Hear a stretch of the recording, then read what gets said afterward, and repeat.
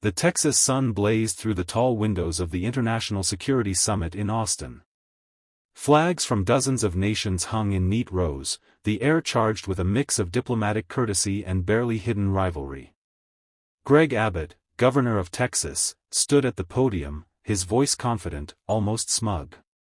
He had just finished a speech on American strength as the backbone of global stability, his words drawing polite applause from the domestic audience but a few skeptical stares from foreign delegates. In the front row, Ibrahim Traoré, president of Burkina Faso, sat with arms folded, listening without interrupting.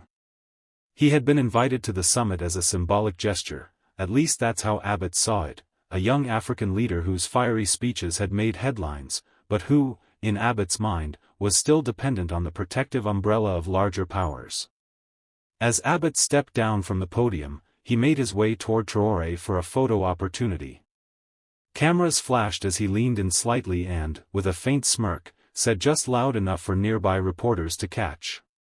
"We protect leaders like you." The words hung in the air, half compliment, half warning.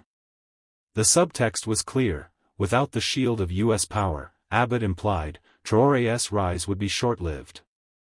Several journalists' heads turned, sensing a potential headline. Traoré didn't flinch. His dark eyes locked onto Abbott's, his posture still and deliberate. Then, with a calm but cutting voice, he replied, "I don't need your walls." The room froze for a second. No one expected such a blunt response, least of all Abbott. A ripple went through the audience, some grinned discreetly, others exchanged glances. For Traoré, this wasn't just a comeback, it was a statement of principle. His refusal wasn't arrogance, it was conviction. He wasn't here to be shielded. He was here to prove that a nation's strength came not from someone else's fortifications, but from the unshakable will of its own people. The exchange between Abbott and Traoré spread across the conference hall like a spark in dry grass. Delegates whispered behind their folders, some pretending to check their phones while secretly recording the moment. The press corner lit up, reporters already typing headlines that would travel far beyond Austin by nightfall. Abbott forced a polite chuckle, trying to brush off the tension. "Well," he said, patting Traoré's arm for the cameras, "I admire your confidence." But his eyes betrayed the sting. Years of political experience had taught him to recognize when someone had just undercut his authority, and Traoré had done it with a single sentence. Later, in a private lounge reserved for senior attendees, Abbott sat with two of his advisors. "He thinks he can stand without our backing?" Abbott muttered, pouring himself a coffee. "We need to remind him how the game works." One advisor suggested organizing a joint press release emphasizing cooperation. An attempt to reframe the moment as friendly banter. Abbott wasn't convinced. "I'm not letting him walk away with the last word," he said. Meanwhile, Traoré was in a side room with his small delegation. The Burkina Faso flag stood proudly in the corner, a stark contrast to the room's polished Texan decor. One of his aides whispered, "Sir, your reply is already trending online." Traoré simply nodded. "Good. It's not about me. It's about showing that leadership isn't measured by who protects you, but by how you protect your people." He knew Abbott's comment wasn't just an offhand remark. It reflected a mindset that saw smaller nations as clients, not equals. And if Abbott wanted to teach him the game, Traoré was ready to change the rules entirely. As the evening reception approached, both men prepared for another inevitable encounter, this time, without microphones cutting off their words. The reception hall shimmered under golden chandeliers, the murmur of clinking glasses mixing with the low hum of conversation. Leaders moved in small clusters, smiling for cameras while trading the real business in hushed tones. Abbott was already there, greeting energy executives and security contractors, his handshake firm, his laugh rehearsed. Traoré entered quietly but with presence. He wore a dark tailored suit, the subtle embroidery on the cuffs reflecting his heritage without shouting for attention. Heads turned, not because of extravagance, but because of the way he carried himself. There was an unspoken weight in his posture, a man aware of every eye on him but unshaken by it. Abbott noticed and immediately stepped toward him. "President Traore," he said loudly enough for nearby guests to overhear, "I hope you're enjoying Texas hospitality. We take care of our friends here." Traore smiled politely, tilting his head slightly. "Hospitality is appreciated," he said evenly, "but friendship is tested when there are no walls to hide behind." A few nearby guests raised eyebrows, sensing another verbal duel. Abbott, unwilling to let the moment slip, leaned closer. "You know, without the partnerships we've built, some of your enemies might test you. And they won't knock on the door first." Traore met his gaze without blinking. "Governor, my people have faced storms without roofs, heat without shade, and threats without warning. We're still here. No wall has ever kept us alive, only our will." The air between them was taut, a collision of two entirely different philosophies of power. Abbott believed in fortifications, alliances built like fortresses. Traore believed in roots, deep, unmovable, and self-sustaining. Across the room, a reporter watching the exchange scribbled 3 words in his notebook: "Walls versus will." He knew the story was writing itself. By the next morning, "Walls versus will" had become the unofficial tagline of the summit. Clips of Traore's remark were circulating on social media, edited into short, punchy videos with captions like, "He didn't hold back," and "Abbott meets his match." Abbott's team was growing restless.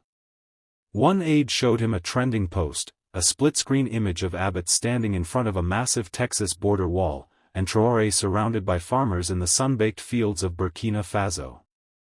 The caption read, "One builds barriers. The other builds futures." "This is getting out of hand," Abbott grumbled in a strategy meeting. "We can't let him paint us as the villains."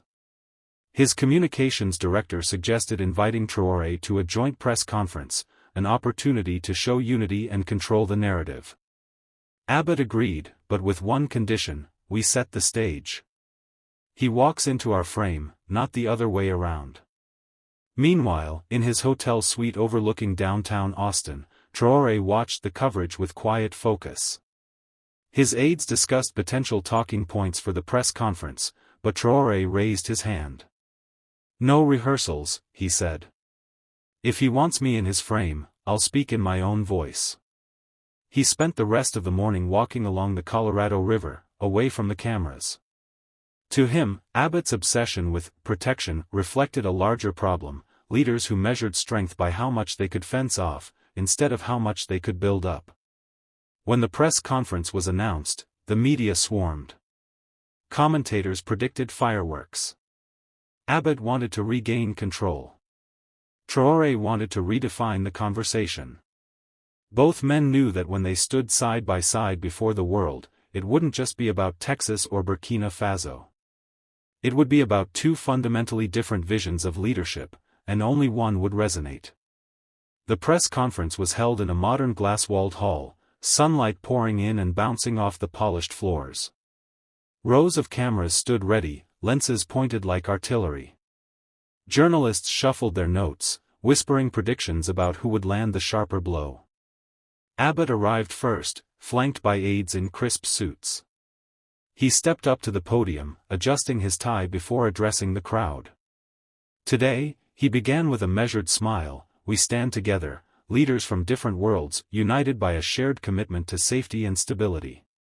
He paused, letting the words settle, knowing the cameras were catching his statesman look. Then he turned toward Traore. "President Traore, Texas stands ready to help protect your people. Our walls, our technology, our partnerships, they're here if you want them." The subtle emphasis on "if you want them" was meant to sound generous, but the undertone was clear: you need us. Traore stepped forward slowly, not rushing to respond. He placed his hands on the podium, scanning the room before locking eyes with Abbott. "Governor," he began calmly, "I thank you for your offer. But protection is not something you import like a product. Protection is built in the hearts of your people. And when that heart is strong, no wall is necessary. The room was silent except for the soft clicks of cameras. Abbott's jaw tightened. Reporters scribbled furiously, sensing they had just captured the headline moment. Traore continued, "If we build walls, we also build the belief that we cannot survive without them. My people have survived centuries without your walls, and they will continue to do so, not because of barriers, but because of their courage." The line hit like a drumbeat. Some journalists exchanged wide-eyed glances. Abbott had invited Traore into his frame, but now it seemed Traore was holding the brush. The moment the press conference ended, the room erupted into a storm of shouted questions and flashing lights. Abbott's aides hurried him toward the exit, whispering urgent talking points, but the governor's expression betrayed frustration. His plan to stage manage the encounter had slipped out of his hands the moment Traore spoke. Outside, reporters swarmed Traore, microphones pushed toward him. "Mr. President, are you rejecting American security aid entirely?" one asked. Traore smiled faintly. "I'm not rejecting friendship," he replied, "but friendship that depends on fear is not friendship at all." The remark spread online within minutes, sparking fierce debates on news panels and social media. By that evening, major outlets were running side-by-side opinion pieces. One praised Traore for his refreshing defiance against dependency politics, while another accused him of naivety in the face of global threats. But what caught the most attention was a viral clip of Abbott looking visibly uncomfortable as Traore delivered his "courage over walls" line. In Austin's political circles, some criticized Abbott for giving Traore a platform. "You invited him to your house," a Texas legislator said on a local radio show, "and he rearranged the furniture." Others warned that pushing back too hard could make Abbott look defensive, a dangerous image in an election year. Traore, meanwhile, spent the evening at a small community event hosted by African diaspora leaders in Texas. No podium, no grand stage, just chairs in a circle, conversations about agriculture, education, and building opportunity from the ground up. If leaders can't stand without walls, he told them, then their leadership is already collapsing. The audience nodded, some clapping softly. They understood that his fight with Abbott was bigger than politics. It was a contest between two visions of how leaders serve their people, by shielding them, or by strengthening them. The next morning, headlines framed the clash as a symbolic duel, the wall versus the will, Abbott's fortress meets Traore's open field. Television networks replayed the footage endlessly, slowing down the moment Traore leaned toward the microphone and delivered his line about courage. Commentators dissected every facial twitch, every pause, every flicker in Abbott's eyes. Abbott's camp scrambled to regain the narrative. His press secretary released a statement emphasizing the governor's long-standing commitment to global partnerships, but it felt hollow. Online, the most shared comments were from people praising Traore for standing his ground without raising his voice. Later that day, Abbott requested a private meeting with Traore. The cameras were kept out, the press excluded. Sitting across a long mahogany table, Abbott leaned forward. "You know, your words carry weight," he said. "But weight can crush as easily as it can support." Traore didn't flinch. "Then perhaps leaders should be careful what they choose to carry," he replied. His tone was even, but the message was sharp, a warning and a challenge in one breath. Abbott sighed, switching tactics. "I'm offering you resources. Technology. Expertise. Why refuse them?" "Because," Traore said, "I've seen how offers like these come with chains. My people are not livestock to be fenced in, Governor. They are the walls, and they are the gates. No one builds them stronger than themselves." For a brief moment, Abbott didn't speak. He studied Traore, realizing this was not a man who could be swayed by deals or flattery. This was a leader who measured success in independence, not alliances that demanded obedience. When they parted, the air was thick with unfinished words. Abbott walked away knowing the cameras would soon return, but the battle had already shifted, from public speeches to the quiet war of ideas. By the afternoon, footage from the private meeting had not leaked, but whispers did. Political reporters quoted unnamed sources claiming that Abbott had hit a wall with Traore, unable to secure even a symbolic agreement. The rumor only fueled the public perception that the Burkinabe leader was unshakable. In Burkina Faso, the news was received with pride. Street-side cafes buzzed with conversation as people watched clips of their president facing down one of America's most assertive governors. On the radio, callers praised his refusal to bend. "He doesn't just speak for Burkina," one farmer said live on air. "He speaks for all of us who refuse to be told we need someone else to protect us." Meanwhile, Abbott's team brainstormed ways to reframe the encounter.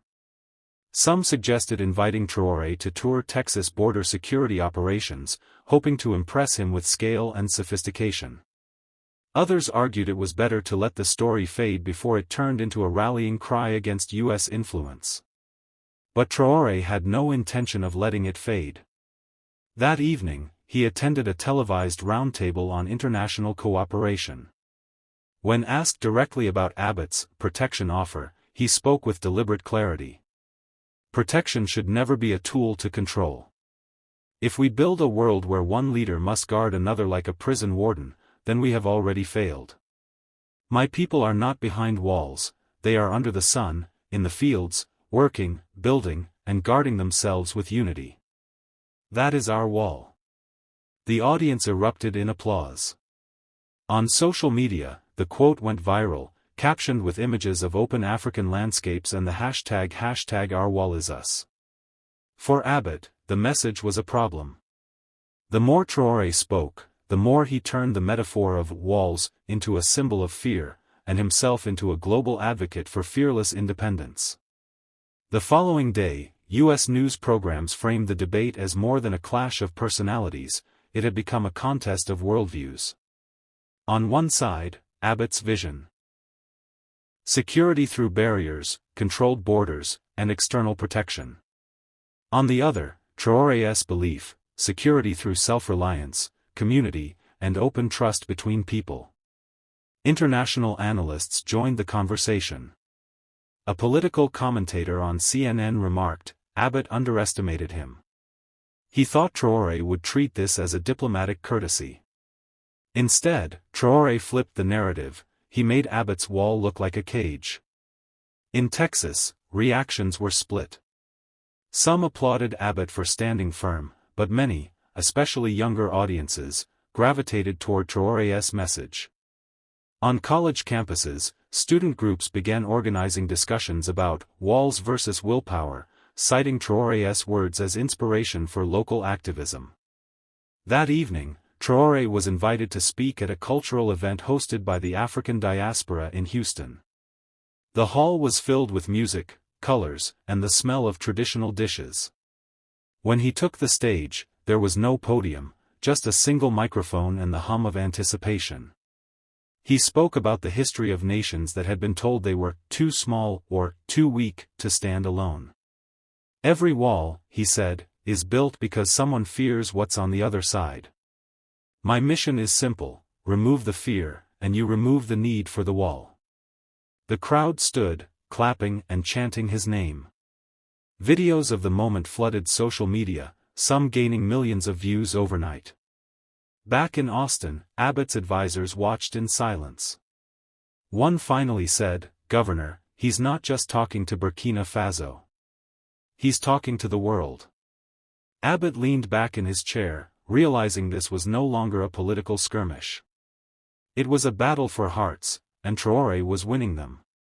By the end of the week, the momentum was undeniable. Major international outlets ran headlines like, Traore's words tear down walls, and, From Texas to Africa, a debate that crossed oceans. His speeches, now subtitled in multiple languages, circulated far beyond political circles, reaching communities that had never heard of Burkina Faso before. In an interview with a prominent American journalist, Traore was asked if he feared backlash from refusing Abbott's offer. He smiled lightly. Backlash is just the wind that blows when you stand firm. If you lean with it, you fall. If you stand against it, you plant your roots deeper. Meanwhile, Abbott faced a dilemma. His own political base respected strength, but here was a man thousands of miles away matching his confidence without aggression, and winning admiration even in parts of the U.S. Abbott called a strategy session, but the tone in the room had shifted. One aide bluntly stated, "Governor, this isn't about walls anymore. It's about who defines leadership in the modern world." That same night, Traore gave a closing speech at an international forum in Dallas. "Leadership is not about building higher barriers," he told the audience, his voice steady. "It's about building stronger people. If your walls are your greatest achievement, then you have already trapped yourself inside them." The hall fell silent for a moment before erupting in applause. Cameras captured Abbott in the front row, his expression unreadable, caught between respect and the sting of defeat. As the lights dimmed, Traore stepped down from the stage and into a crowd that pressed forward to shake his hand. In that moment it was clear, the man who didn't need walls had built something far greater, a bridge that connected people across borders, beliefs, and politics. Walls can keep people out, but they can also keep people in. And when your security depends on locking the world away, you've already admitted fear is stronger than your courage. My people don't live behind concrete, they live under the open sky, with their hands in the soil and their eyes on the horizon. We protect ourselves not with barriers, but with unity. We defend our future not by hiding, but by building. And to those who believe that leadership comes from controlling others, I say this: real leadership comes from empowering them. If your greatest achievement is a wall, you will spend your life guarding it. But if your greatest achievement is your people, they will guard you, without being asked. We don't need your walls. We have our strength, our dignity, and our will. And those are the only defenses that last forever. Asterisk.